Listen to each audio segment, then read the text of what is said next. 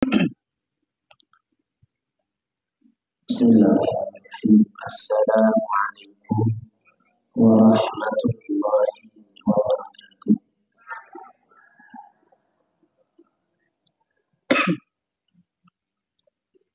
Ini saya baru dengar jawaban dari sebelah kanan saya. Assalamualaikum warahmatullahi wabarakatuh.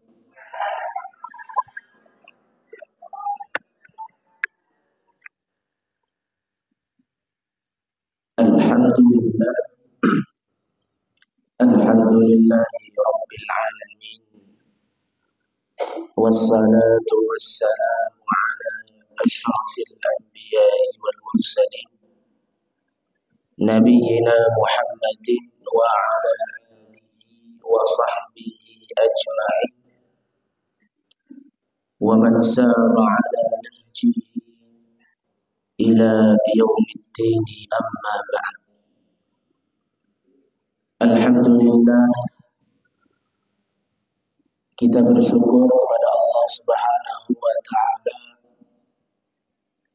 karena Allah Subhanahu wa ta'ala masih memberikan kepada kita kesempatan, memberikan kepada kita kesehatan, sehingga pada kesempatan pagi hari ini kita bisa berkumpul bersama-sama di masjid yang insya Allah senantiasa diberkahi oleh Allah Subhanahu wa ta'ala.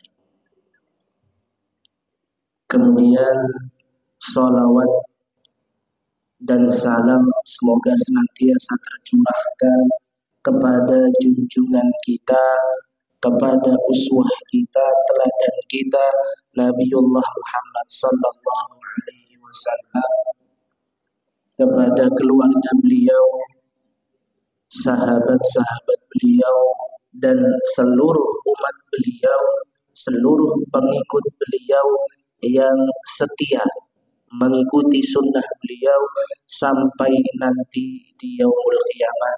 Amin ya rabbal alamin.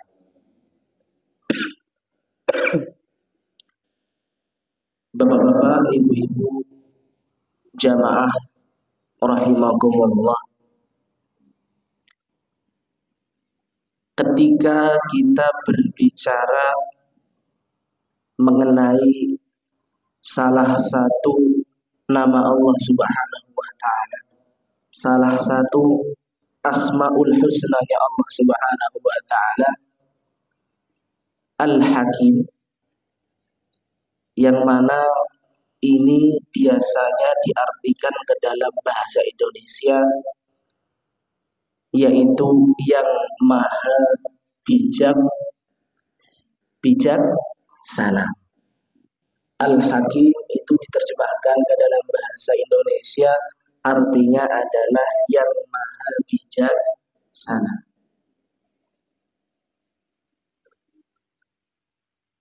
Maka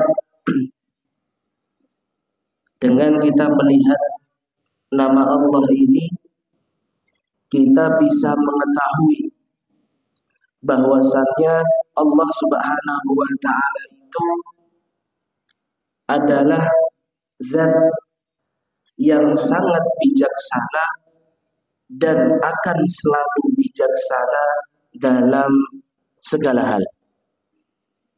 Maka tatkala Allah Subhanahu wa ta'ala ingin menciptakan sesuatu atau ingin melakukan sesuatu, maka semua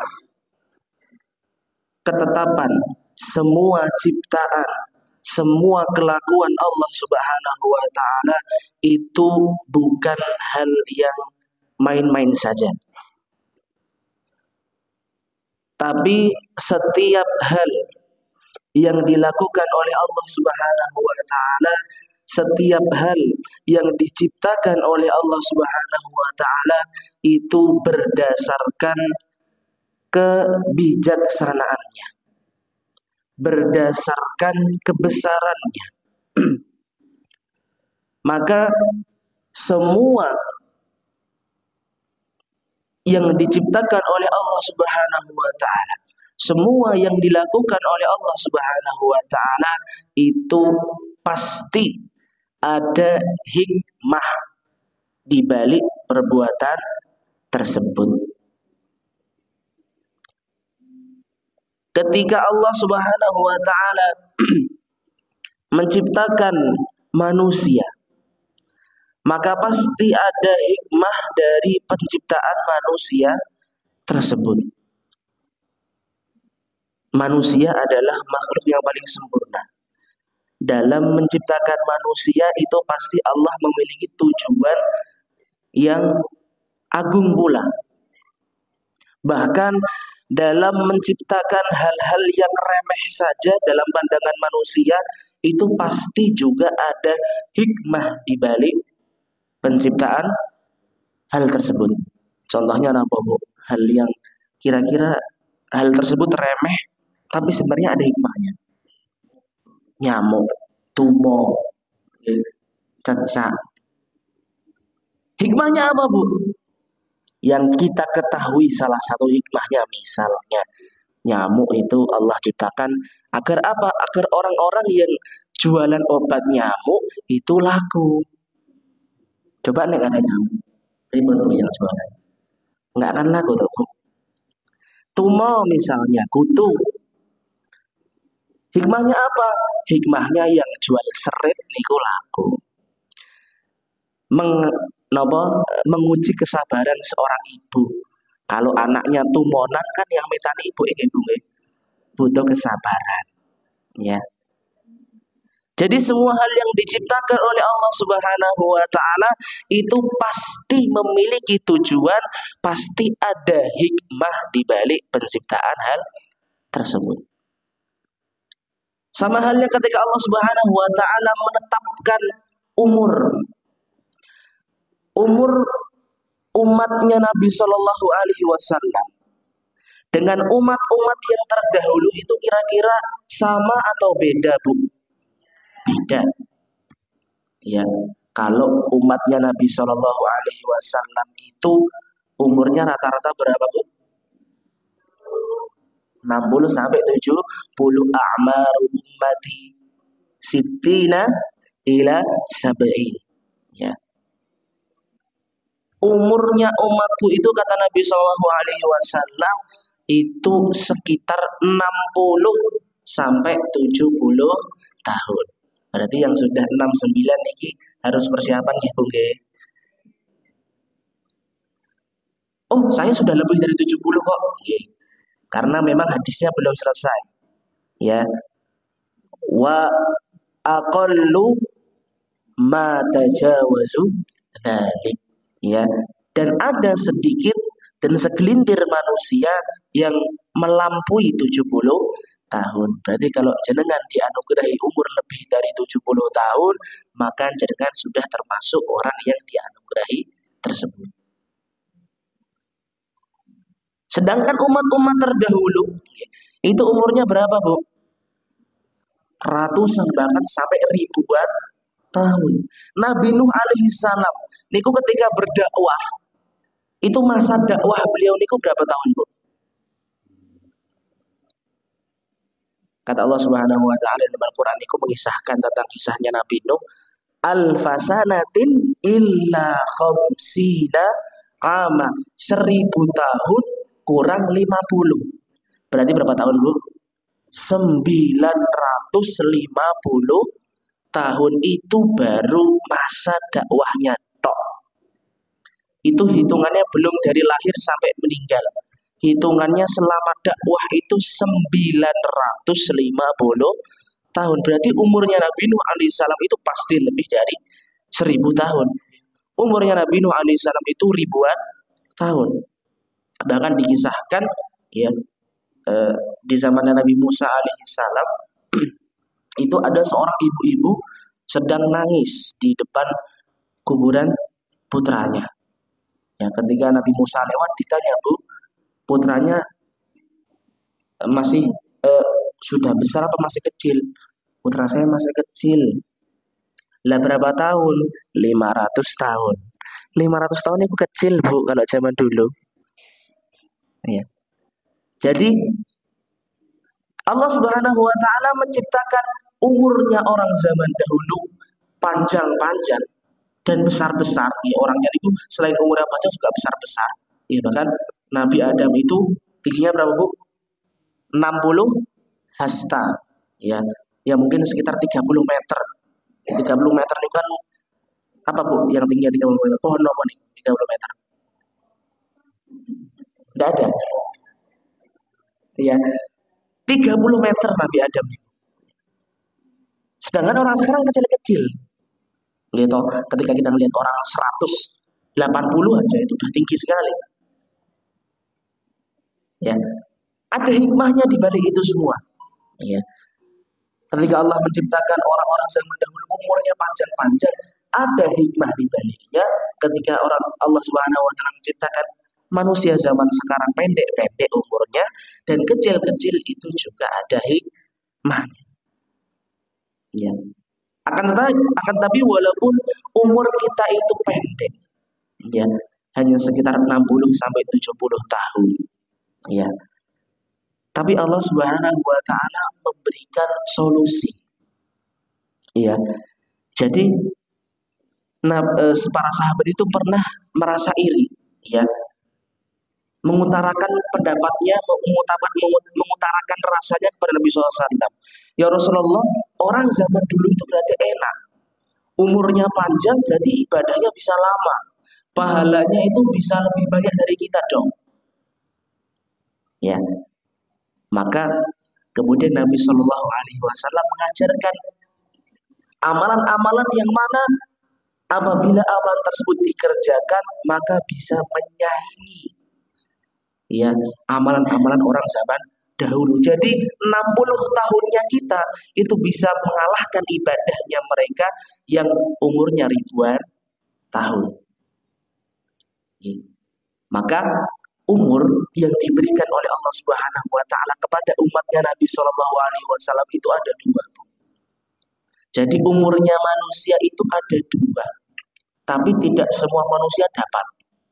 Percaya betul? Percaya? Kok langsung percaya nih? Saya belum ngomong apa-apa nih. Umurnya umatnya Nabi SAW itu ada dua. Yang pertama umur fisik. Umur apa? Fisik. Yang kedua adalah umur amal. Nah, ini istimewanya umatnya Nabi. Yang pertama umur fisik. Umur fisik ini memang sudah 60 sampai 70 tahun. Selesai ya sudah. Tapi umur amal, nah ini kita harus memaksimalkan umur amal ini. Karena kalau kita pengen menyaingi orang-orang yang umurnya ribuan tahun, kita tidak bisa mengandalkan umur fisik. Karena kita hanya 60 tahun sampai 70 tahun rata-rata. Maka kita harus memaksimalkan umur apa?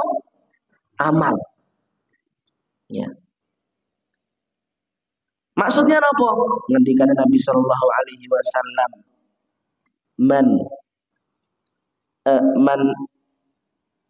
ngendikan Nabi Shallallahu Alaihi Wasallam niku sebentar. Man sanna fil Islami sunnatan hasanatan. Barang siapa yang memberikan contoh baik. Man sanna, barang siapa yang memberikan contoh baik fil Islam, dalam agama Islam niku sunnatan hasanatan, contoh yang baik, falahu ajruha wa ajru amthaliha, maka ia akan mendapatkan pahala dirinya dan pahala orang yang mengikuti. Ya, min ghairi an yanqusa min ujurihim syai'a, tanpa mengurangi pahala orang yang mengikuti. Jadi ketika misalnya panjenengan bisa memberikan contoh yang baik kepada putra-putri, maka ketika putra-putri panjenengan niku mencontoh perilaku baik panjenengan,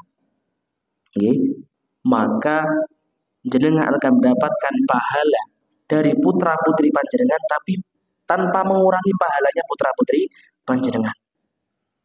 Ketika kita mengajarkan surat Al-Fatihah misalnya, Gitu. Maka ketika putra-putri kita membaca surat Al-Fatihah tersebut, kita juga akan mendapatkan pahala Al-Fatihah tadi. Tapi tidak mengurangi pahalanya yang membaca. Dan begitu pula sebaliknya. Ya. Waman sanna fil islami sunnatan sayyi'atan falahu wisruha wa wisru man amila biha. Sebaliknya barang siapa yang melakukan atau mencontohkan perbuatan yang tidak baik, maka ia akan mendapatkan dosa dari perbuatannya dan dari orang yang mencontohnya. Loh, memangnya kalau kita jadi bahan contohan, apakah nanti itu abadi? Iya. Selagi kita belum bertaubat kepada Allah Subhanahu wa taala, kalau memang baik alhamdulillah. Kalau kita melakukan atau mencontohkan kejelekan kemudian tidak taubat, maka itu akan menjadi dosa yang mengalir. Apakah itu sampai nanti walaupun sudah meninggal akan terus mengalir? Iya. Dalilnya apa, Bu? Di dalam surat Yasin ayat 12.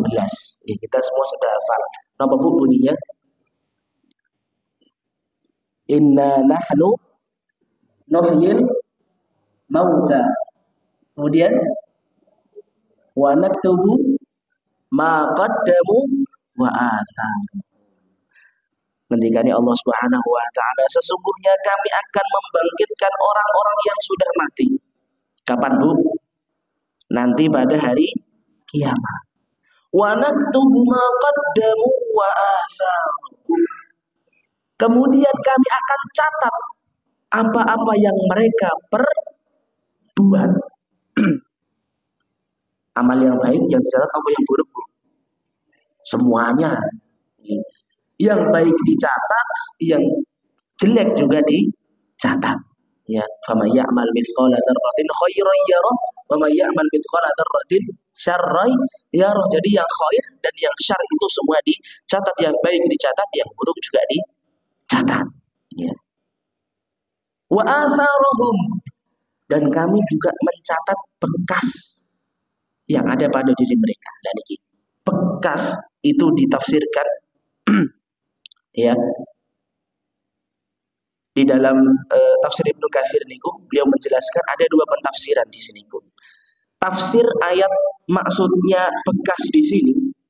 Tafsir yang pertama niku bekas jejak kaki kita. Bekas langkah kita. Jadi ketika kita berjalan itu kan pasti meninggalkan jejak kaki. Maka jejak kaki itu akan dicatat, Bu. Kemana kita langkahkan kaki kita? Ya. Jadi kalau kita melangkahkan kepada tempat-tempat yang baik, misalnya kita ke masjid. Kemudian tempat yang baik yang lain apa, Bu? Ke pengajian. Ya. Kemudian ke Mekah, haji. Kemudian ke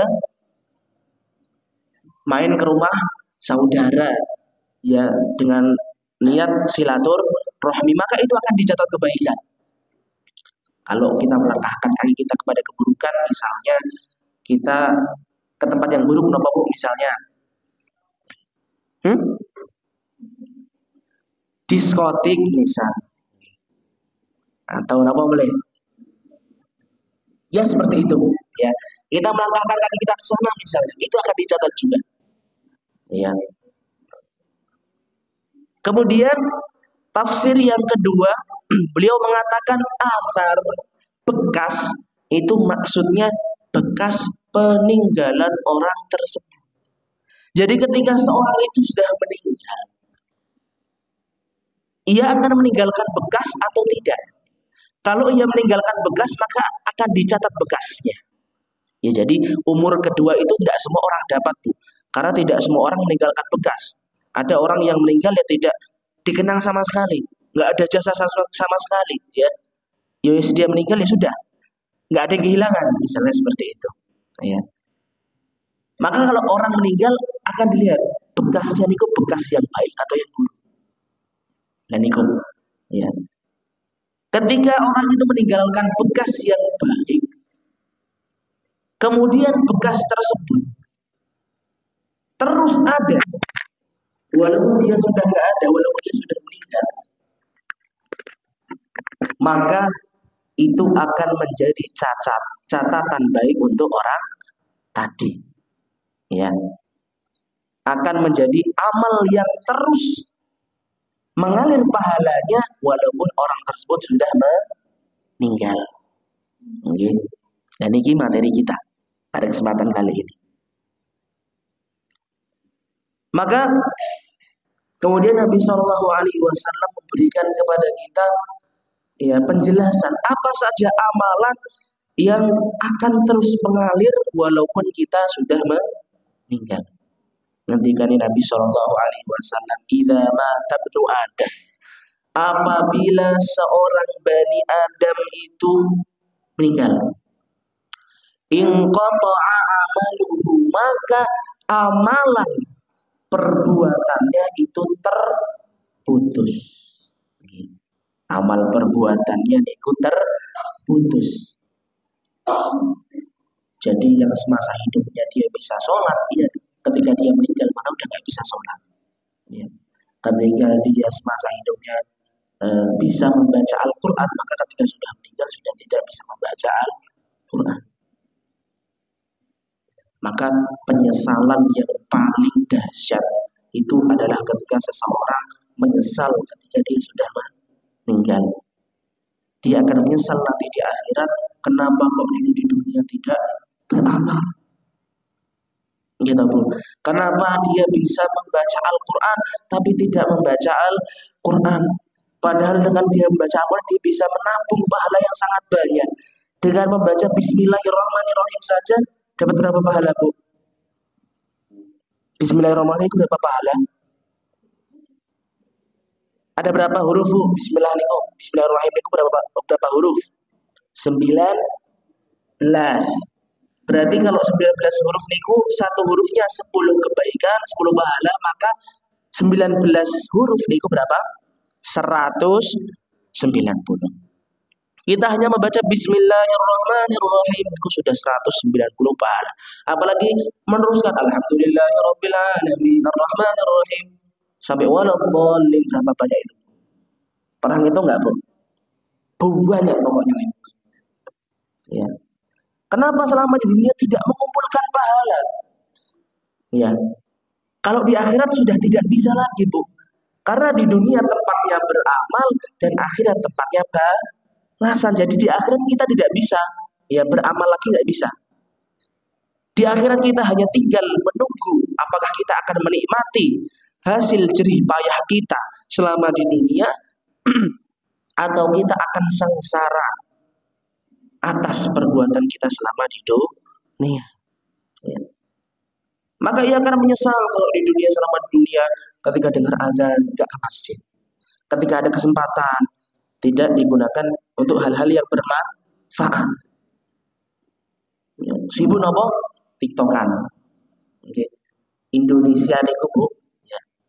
Saya kemarin baca, pas kemarin itu saya baca kok pas banget ini hari ini ada materi ini. Ya, saya baca riset ini, Indonesia itu menjadi negara top pertama. Enggak ada itu. Top pertama dalam apa? Penggunaan gadget. Indonesia itu peringkat pertama paling banyak menggunakan apa? Gadget. Ya. Disebutkan kalau dirata-ratakan orang Indonesia itu pakai HP niku sekitar 6 jam. Itu rata. Tapi orang nggak semua orang pakai HP, Bu. Berarti jatahnya yang nggak pakai HP itu dipakai sama yang pakai HP. Gitu. Makanya kita nggak usah heran kalau ada orang yang bawa HP terus. Ya, nggak akan lepas dari HP, nggak akan lepas nyekrol TikTok, nggak akan lepas nyekrol Reels Instagram, buka Facebook, buka WA. Istirahatnya kalau pas tidur sama pas ngecas. Tapi biasanya ngecas itu pas tidur. Jadi satu nih. Itu pun ngecasnya ditaruh di samping kepala. Jadi nek bangun langsung megang lagi. Masya Allah. Ya, maka ketika kita melakukan di dunia hal-hal yang tidak bermanfaat, ya maka itu akan menjadi penyesalan nanti pada hari kiamat. Apakah tidak boleh pakai HP? Boleh. Ya, boleh pakai HP itu boleh. Saya juga pakai HP. Ya. Tapi bukan berarti kemudian kita lalai dengan HP tersebut. Maka ketika terputus amal tersebut, ya, agar kita tidak menyesal gimana? Kita harus punya umur kedua. Ya, kita harus menggunakan umur kedua kita. Kita harus beramal agar umur kedua kita terus berlanjut. Ya, amal baik kita terus mengalir walaupun kita sudah meninggal. Napa bukan dengan Nabi SAW? Illa min salas. Ya, akan terputus kecuali pada 3 hal. Ya, walaupun ini disebutkan oleh para ulama tidak berhenti pada 3 hal. Sebenarnya hadis lain itu masih menyebutkan banyak. Ya, tapi yang disebutkan dalam hadis ini hanya 3 hal. Ya. Yang pertama apa bu? Shadaqatin jariyah. Maksudnya sedekah jariyah niku napa? Ketika kita mendengarkan sedekah jariyah, sedekah jariyah niku napa bu? Wakaf. Ya, napa? Wakaf. Misalnya kita memberikan wakaf tanah untuk dibangun masjid. Maka selama masjid tersebut berdiri dan digunakan untuk sholat, digunakan untuk ibadah, digunakan untuk ngaji, digunakan untuk zikir, maka pahala orang-orang yang mengamalkan hal-hal tersebut di dalam masjid yang kita wakafkan tanah kita tersebut akan mengalir pahalanya kepada kita meskipun kita sudah meninggal. Maka luar biasa bu, ya, yang mewakafkan masjid ini itu pahalanya akan terus mengalir pada beliau. Ya. Walaupun beliau sudah nggak ada, selama masjid ini terus digunakan maka akan terus mengalir kepada beliau. Beruntung bu. Ya. Kemudian misalnya kalau kita, wah kalau tanah itu berat, ya, berat. Maka kita bantu. Jadi wakaf itu gak mesti kita full dan ketika kita masukkan uang kita ke kotak infak di masjid, kemudian digunakan untuk operasional masjid, maka itu juga akan menjadi jariah untuk kita. Okay. Ya, itu yang pertama. Sedekah jariah. Yang kedua, au ilmin yuntafa, ilmu yang bermanfaat. Ada seorang ulama yang kita sering dengar namanya, sinten Bu? Imam Nawawi. Pernah dengar Bu? Pernah, sering sekali. Bahkan nomor banyak karya-karya tulis beliau yang digunakan di sekolah-sekolah. Hadis Arba'in An-Nawawi misalnya, ini kan dipelajari ya Bu. Biasanya di SD, ITSD itu dipelajari. Atau kitab-kitab beliau misalnya Riyadhus Shalihin, pernah dengar Bu? Belas. Okay. Riyadhus Shalihin misalnya. Jadi kitabnya sering dibahas, sering dikaji. Ya. Maka ketika beliau menulis kitab-kitab tersebut, walaupun beliau sudah lama meninggal, beliau umurnya berapa tuh? Ada yang tahu umurnya Imam Nawawi itu berapa? 45 tahun. Pendek. Umur beliau hanya 45 tahun. Itu umur apanya Bu? Umur fisik. Tapi umur amalnya, umur karyanya sampai sekarang belum mati. Masih digunakan karya-karya beliau, masih digunakan karangan-karangan beliau. Kitab-kitabnya masih dikaji di mana-mana. Maka selagi kitab itu dikaji, ya dipakai oleh kaum muslimin, maka pahala itu akan senantiasa mengalir kepada beliau. Waduh, kalau suruh ngarang buku ini susah ini. Pripun Bu? Wah, kalau saya suruh buat buku nggak sempat ini, kerjaan rumah aja numpuk. Gitu. Kalau kita nggak bisa mengarang buku, caranya pripun? Kita beli buku, kita sumbangkan. Ya, Atau kita beli mushaf, kita beli apa? Mushaf Al-Qur'an misalnya, kita letakkan di masjid. Kita apa? Sampaikan kepada takmir agar nanti ketika orang-orang yang ke masjid itu membuka mushaf tersebut, membaca dari mushaf tersebut, pahalanya ngalir kepada kita. Buku misalnya ada orang yang pengen belajar Islam, mungkin baru mu'alaf misalnya, kita belikan buku untuk dia. Maka selagi buku tersebut diamalkan oleh orang tersebut, walaupun kita sudah tidak ada, maka pahala orang tersebut juga akan mengalir kepada kita. Apalagi orang tersebut nanti mengajarkan kepada orang lain dan terus, ya, maka amal tersebut tidak akan mati dan terus akan mengalir kepada kita. Itu ilmu yang bermanfaat. Yang terakhir apa, Bu? Awaladin solihin yada'u lahu. Anak solih yang mau doa untuk sinten? Orang tua. Apakah ketika Nabi menyampaikan kata doa niku hanya doanya saja yang nyampe orang tua? Betul. Bahkan ketika anak itu membaca Al-Quran, anak itu sholat, anak itu ibadah, pahalanya juga ngalir kepada orang tua. Tapi Nabi menggunakan bahasa doanya anak kepada orang tua itu sebagai motivasi anak untuk banyak beribadah, agar nanti orang tuanya itu mendapatkan buah, ya, dari amalan-amalan yang dikerjakan oleh putranya. Oke. Maka kita usahakan, Bu, ya minimal itu bacaan sholat, ya.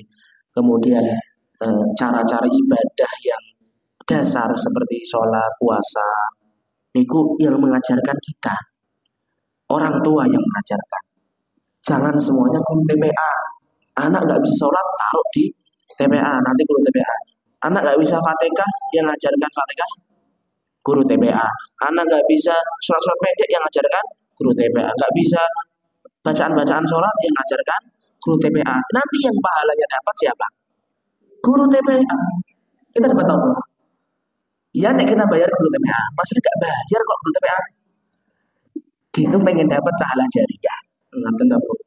Maka minimal bacaan-bacaan sholat, bacaan-bacaan Al-Fatihah, surat-surat pendek, dasar-dasar agama, bacaan misalnya ketika bangun tidur atau ketika ingin tidur, sebelum makan, setelah makan, itu yang mengajarkan orang tua. Agar apa? Nanti selama anak tersebut mengamalkan dan mengajarkannya, pahala itu akan menjadi jariah untuk kita, ya. Jadi jangan semuanya diserahkan kepada guru TPA.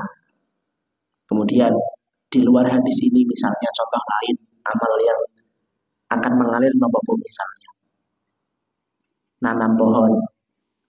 Ketika seorang itu nanam pohon, maka selama pohon tersebut, ya, dimanfaatkan, pahalanya akan terus mengalir. Kadang-kadang mungkin kita nggak sadar, ya, makan jeruk, bijinya kita buang ke kebun, tumbuh, gitu. Maka selama pohon itu tumbuh kemudian dimanfaatkan oleh orang, insya Allah pahalanya akan kita dapatkan. Bahkan para ulama itu menjelaskan, seandainya buah dari pohon yang kita tanam itu dimakan oleh burung misalnya, dimakan oleh hewan, kemudian hewan tersebut membawa buahnya itu ke tempat lain, kemudian jatuh lagi, maka pahalanya juga untuk kita. Enak tahu. Jadi amalan yang jariah itu banyak.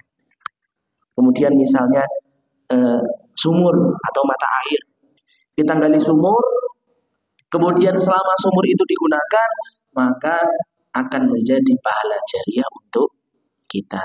Maka Bapak Ibu jamaah rahimakumullah, dikarenakan kata umatnya Nabi Shallallahu Alaihi Wasallam itu pendek, hanya sekitar 60 sampai 70 tahun, maka kita maksimalkan umur kedua kita, yaitu umur amal kita, ya, umur karya kita. Ya, kita harus berkarya sebanyak-banyaknya. Ya, apa yang bisa kita perbuat, kita perbuat.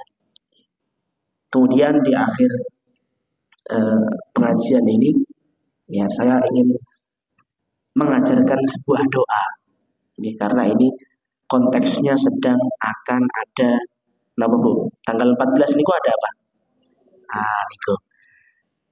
Jadi kita selama napa? Seminggu atau 2 minggu niku. Ya sekitar 2 minggu ya.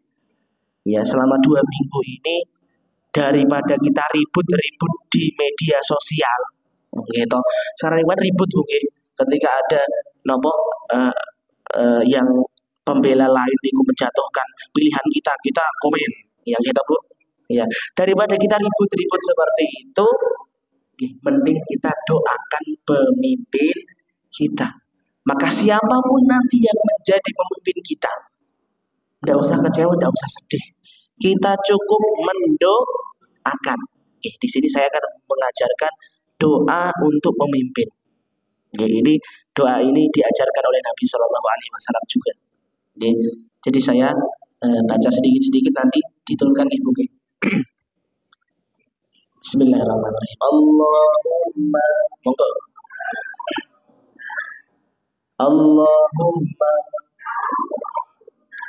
aslih wulata umurina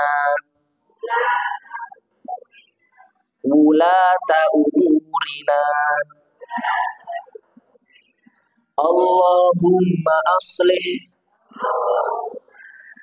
wulata umurina wa waffiqhum lima tuhibbu wa tardo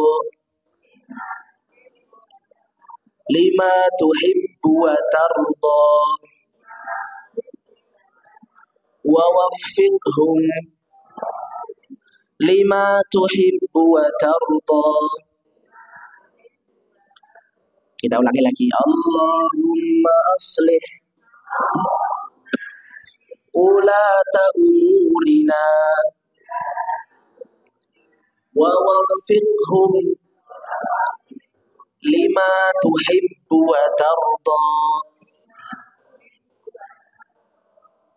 Kita gabungkan. Allahumma aslih ulata umurina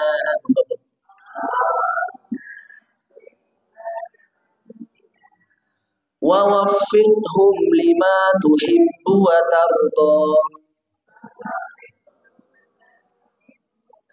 Wa waffiqhum lima tuhibbu wa tarda.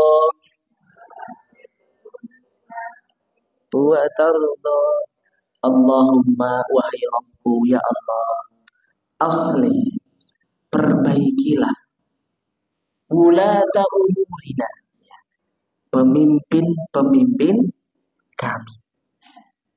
Wa waffiqhum, dan berikanlah kepada mereka taufik lima tuhibbu wa tardo, ya dengan sebagai taufik sebagaimana yang engkau ridhoi dan engkau cintai.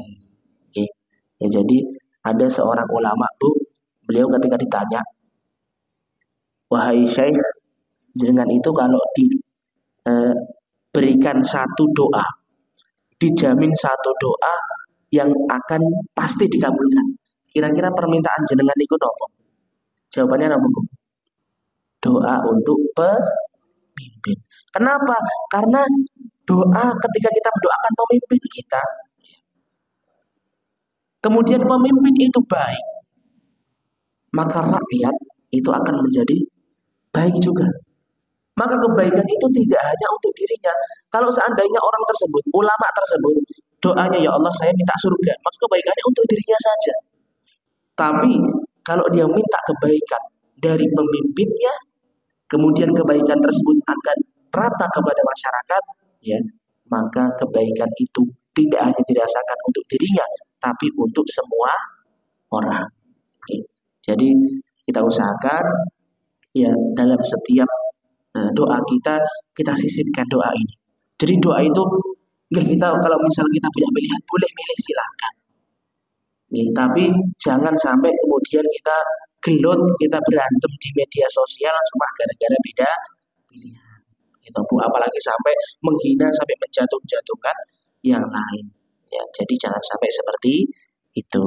Ya, jadi kita lebih baik doakan saja yang terbaik untuk memimpin kita nanti di tahun di bulan apa Bu? Mulainya napa maksudnya mulai dilantik ini kapan? Oktober nih. Kalau pemilihan kan 14, lah dilantik itu Oktober atau April. Ya insya Allah kita berdoa semoga pemimpin kita yang akan lebih baik nanti ke depannya. Amin ya rabbal alamin. Mungkin ini yang dapat saya sampaikan. Wassalamualaikum warahmatullahi wabarakatuh.